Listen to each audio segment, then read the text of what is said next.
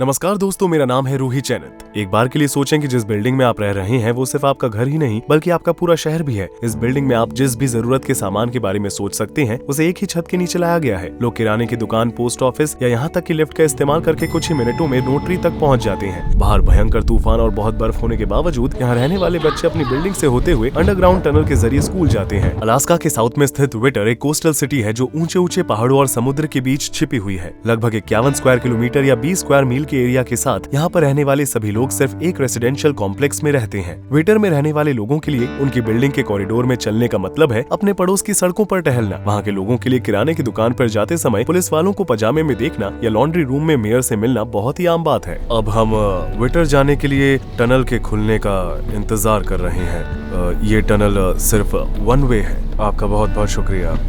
आपका दिन शुभ हो। शहर में जाने और बाहर निकलने के लिए हर आधे घंटे में इसका डायरेक्शन बदल दिया जाता है। टनल की फिजिकल कंडीशंस और समय की कमी की वजह से साइकिल और पैदल चलने वाले लोगों को यहाँ आने की इजाजत नहीं है। ट्रायंगल शेप में बनी हुई एंट्रेंस एवलांच के समय टनल के रास्ते को बंद होने से बचाती है। एंटन एंडरसन मेमोरियल टनल एक ऐसा रोड है जिसने विटर को बाकी की दुनिया से 80 सालों तक जोड़ कर रखा है। पहाड़ से गुजरने वाले इस 4 किलोमीटर या 2.4 मील के लंबे टनल को यूएस मिलिट्री ने रेल रोड के रूप में बनाया था और साल 2000 में इसे बाकी गाड़ियों के लिए खोल दिया गया था। विटर तक जाने का एक और रास्ता है, लेकिन वो रास्ता समुद्र के ऊपर से है। जमीन से जाने का बस एक ही रास्ता है और वो है एक तरफा टनल जिसे आप यहाँ देख रहे हैं। दूसरी तरफ से ट्रेन जा चुकी है और अब हमारी बारी है।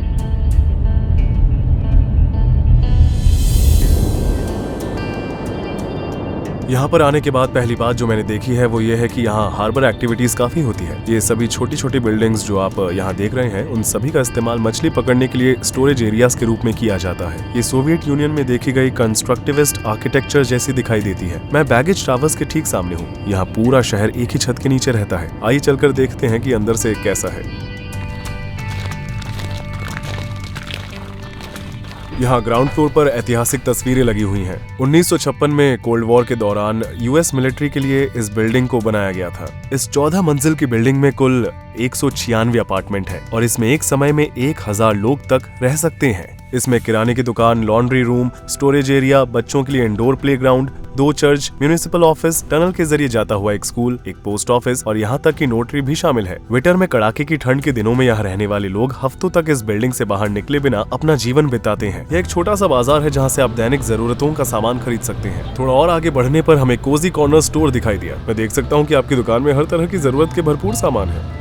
केन फूड से लेकर पर्सनल केयर प्रोडक्ट्स तक कोजी कॉर्नर स्टोर पर सब कुछ उपलब्ध है। बिल्डिंग में कोई फार्मेसी नहीं है, लेकिन स्टोर से पेन किलर्स और सप्लीमेंट्स जैसी ओवर द काउंटर दवाइयाँ दी जा सकती हैं। यहाँ टाई भी है और कुछ दवाइयाँ भी। ये बहुत ही अच्छी बात है। सब कुछ एक ही जगह पर। ग्राउंड फ्लोर के दूसरे हिस्से का इस्तेमाल लॉन्ड्री रूम के लिए किया जाता है। यहाँ लोग पैसे देकर अपने कपड़े धो सकते हैं। कपड़ों के धुलने के दौरान वे इन वेंडिंग मशीन से खाने पीने की चीजें भी खरीद सकते हैं। वे इस एटीएम का इस्तेमाल करके तेजी से बैंकिंग ट्रांजैक्शन भी कर सकते हैं। बिल्डिंग के लंबे लंबे सड़कों जैसे कॉरिडोर्स हैं। शोर को कम से कम करने के लिए पॉपकॉर्न सीलिंग का इस्तेमाल किया जाता है। पहले फ्लोर पर नोटरी की वजह से लोग बस कुछ ही मिनटों के अंदर अपना नोटरी का काम पूरा कर सकते हैं। आप बिल्डिंग के सभी फ्लोर्स पर सिक्योरिटी कैमरा देख सकते हैं। दरअसल यहाँ कोई अपराध नहीं होता है, लेकिन कभी कभी कुछ छोटे मोटे अपराध होते रहते हैं, जैसे छोटी मोटी चोरी या शायद पड़ोसी में कुछ बातचीत। वे देख रहे हैं कुछ समय पहले तक बैगेज टावर्स में एक पुलिस स्टेशन भी था, यानी कि किसी भी निवासी के गिरफ्तार होने और अपनी ही बिल्डिंग के अंदर जेल में एक रात गुजारने की संभावना थी। हम सीढ़ियों से नीचे बेसमेंट में जा रहे हैं। ये बिल्डिंग का स्टोरेज एरिया है। लोग यहाँ अपनी प्राइवेट चीजें रखते हैं। ये किसी हॉरर मूवी जैसा है। इस बिल्डिंग में 2 अलग अलग क्रिश्चियन कम्युनिटीज के लिए 2 अलग अलग चर्च हैं। आप बेसमेंट में न्यू लाइट चर्च से हर रविवार को सुबह 9 बजे सामोएन लैंग्वेज में प्रार्थना करते हुए लोगों को सुन सकते हैं। दूसरी ओर विटर क्रिश्चियन कम्युनिटी चर्च 7वें फ्लोर पर है और उनकी प्रार्थना सुबह 11 बजे शुरू होती है। बैगेज टावर्स बाहर से एक सिंगल स्ट्रक्चर की तरह लग सकता है, लेकिन असलियत में यह 3 अलग अलग बिल्डिंग से बना हुआ है, जिसके बीच 20 सेंटीमीटर का गैप है। ये 3 सेगमेंट्स को एक दूसरे से इंडिपेंडेंट बनाता है और भूकंप आने की स्थिति में इसके गिरने के जोखिम को कम करता है। ये जगह जो आप अभी देख रहे हैं वो जमीन के नीचे तक जाती है।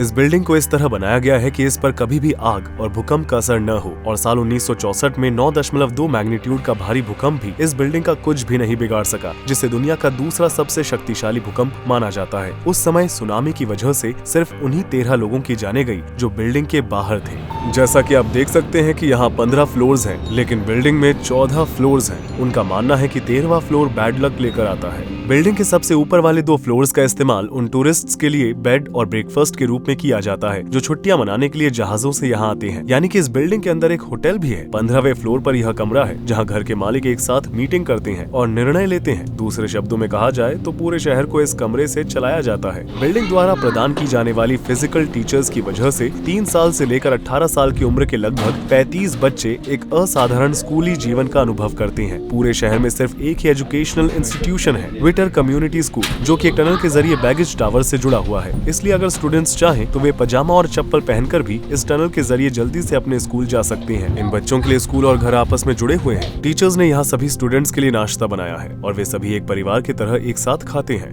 क्लासरूम्स को इस तरह बनाया गया है कि वे कई सारे अलग अलग लेवल्स और ग्रेड्स के स्टूडेंट्स को पढ़ा सकें। अगर स्टूडेंट्स को अपना होमवर्क पूरा करने में दिक्कत होती है या किसी सब्जेक्ट पर सलाह की आवश्यकता होती है तो वे हमेशा अपने टीचर्स की मदद ले सकते हैं। You've seen the mountains and stuff. I've lived everywhere, and you can't get the views like that here. We're isolated from the big city and the big everything that's going on in the city. You feel like everybody's your neighbor. यहाँ लगभग कितने लोग रहते हैं? I think the whole population of Whittier is like 300. ये building कितनी पुरानी है? Range between maybe like 30 to 50 years old, I would assume. जब आप विटर के आसपास टहलते हैं तो आपको कई तरह के चेहरे और अलग अलग जाति के लोग दिखाई देंगे, जिससे आपको एक कॉस्मोपॉलिटन शहर में होने का एहसास होता है। ऐसा इसलिए है क्योंकि कई पैसिफिक आइलैंडर्स अलास्का की दिग्गज फिशिंग इंडस्ट्री में काम करने की उम्मीद से यहाँ आते हैं। We have a very large Samoan population here, Filipinos, some native, some white. The school is very diverse.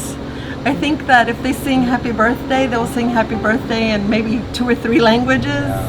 ज्यादातर लोग एक ही छत के नीचे क्यों रहते हैं? Well, so you can't hear, there really isn't a lot of usable land. The rest of it is either owned by the federal government or it's owned by the railroad. Like literally this is really the only place to live. इस building में mayor की office, police department और एक jail भी हुआ करता था, है ना? All in here. क्या कभी भी जेल का इस्तेमाल किया गया है? Yes.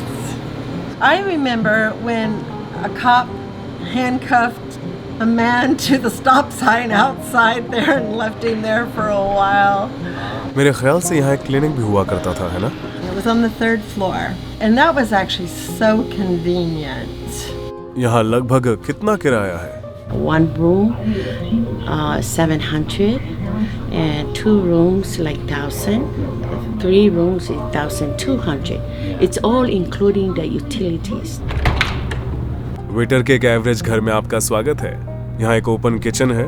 इस यूनिट में 2 कमरे हैं। हम देख सकते हैं कि ये लोग सीडीज, डीवीडीज और यहाँ तक कि कैसेट का भी इस्तेमाल करते हैं। वे एक एवरेज अमेरिकन सिटी के कंपैरिजन में 20 साल पुरानी टेक्नोलॉजी का यूज करते हैं। हम यहाँ पर एक पुराना टेलीविजन देख सकते हैं। वे पुराने फर्नीचर का ही इस्तेमाल करते हैं। फिलहाल ये अपार्टमेंट सेल पर है और इसकी कीमत $1,75,000 है।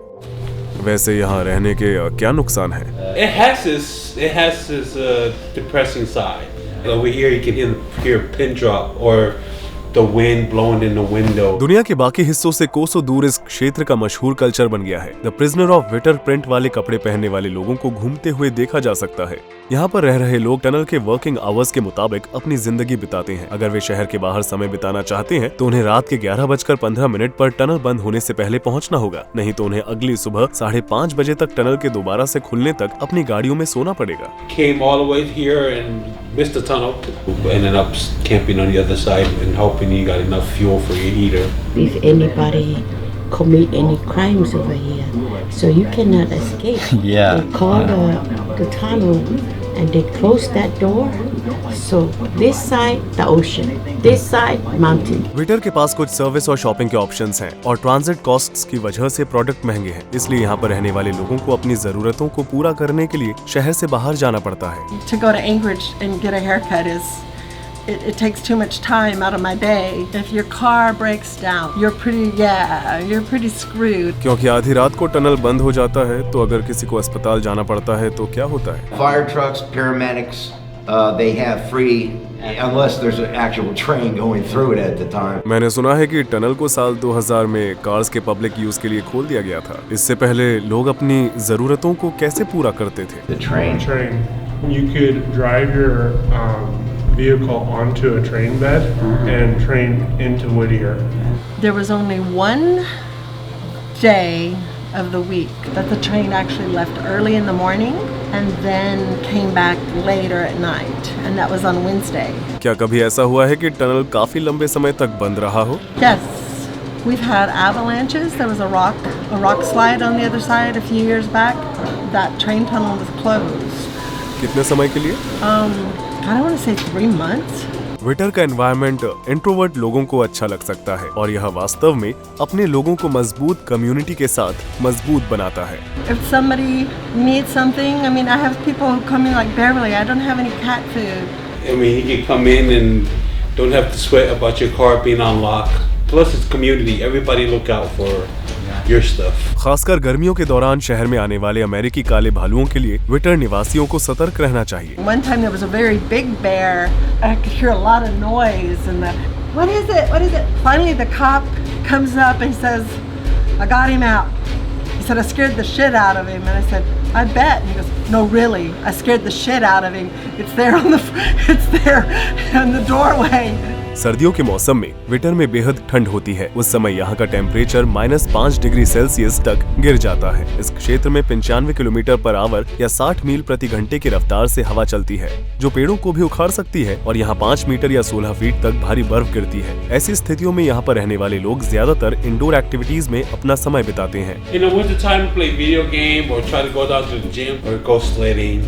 विटर की economy tourism, fishing, shipping, cargo transportation और हार्बर सर्विसेज पर आधारित है। अलास्का रेल रोड कॉर्पोरेशन लोगों को नौकरी भी देती है। शहर की 7.1% आबादी गरीबी के स्तर से भी नीचे गुजारा करती है और यहाँ अनएम्प्लॉयमेंट रेट लगभग 9.2% है। हर साल लगभग 8 लाख टूरिस्ट क्रूज शिप्स के जरिए इस दिलचस्प जगह पर आते हैं। पहले विश्व युद्ध के दौरान विटर ने अमेरिकी सेना के लिए अपने non freezing deep water port और पहाड़ियों में बादल छाए होने के बदौलत स्ट्रेटेजिक पॉइंट ऑफ व्यू से अच्छा काम किया और मिलिट्री बेस को छिपाए रखने में मदद की। यूएस मिलिट्री ने मिलिट्री को रीइंफोर्स करने के लिए सिटी अंडर वन रूफ के कॉन्सेप्ट के साथ 1953 में बैगेज टावर्स के साथ बकनर बिल्डिंग को बनाया था। बकनर बिल्डिंग बहुत ही बड़े एरिया में बनी हुई है, जिसमें एक hospital, dental clinic, 2 shooting range, एक jail, post office, bank, barber shop, theatre, hobby rooms और एक बोलिंग एली है। जबकि 1960 की शुरुआत में मिलिट्री की वापसी के बाद बैगेज टावर्स का इस्तेमाल करना जारी रहा। वहीं बकनर बिल्डिंग को वैसा का वैसा ही छोड़ दिया गया था और आज यह बियर के डिब्बे से भरे फर्श, ग्राफिटी और मोल्ड से ढकी दीवारों वाला स्ट्रक्चर बन गया है और यहाँ तक कि शायद इसके अंदर भालू भी हाइबरनेटिंग करते होंगे। हालांकि बैगेज टावर्स की हिस्ट्री बहुत बड़ी है और इसने कई सालों तक नेचर के डिस्ट्रक्टिव फोर्सेस का डट कर सामना किया है, लेकिन यह इनविंसिबल नहीं है। एक ऐसा स्ट्रक्चर जिसकी उम्र 70 साल तक पहुँच रही है, अब यह अपने लाइफ स्पैन से आगे जा रहा है और यह सिर्फ यहाँ रह रहे लोगों के लिए ही नहीं बल्कि शहर के भविष्य के लिए भी बहुत मायने रखती है। यह देखते हुए कि अलास्का रेल रोड कंपनी विटर में सभी रहने योग्य जमीन का मालिक है, पूरी आबादी को घर देने के लिए बिल्डिंग बनाने के लिए कोई दूसरी जगह उपलब्ध नहीं है। I hope that it stays like this for forever. I don't know if it will. Video को देखने के लिए धन्यवाद। मेरे YouTube चैनल को सब्सक्राइब करना ना भूलें। मिलते हैं अगली डॉक्यूमेंट्री में। रूही चैनत यहाँ पर था।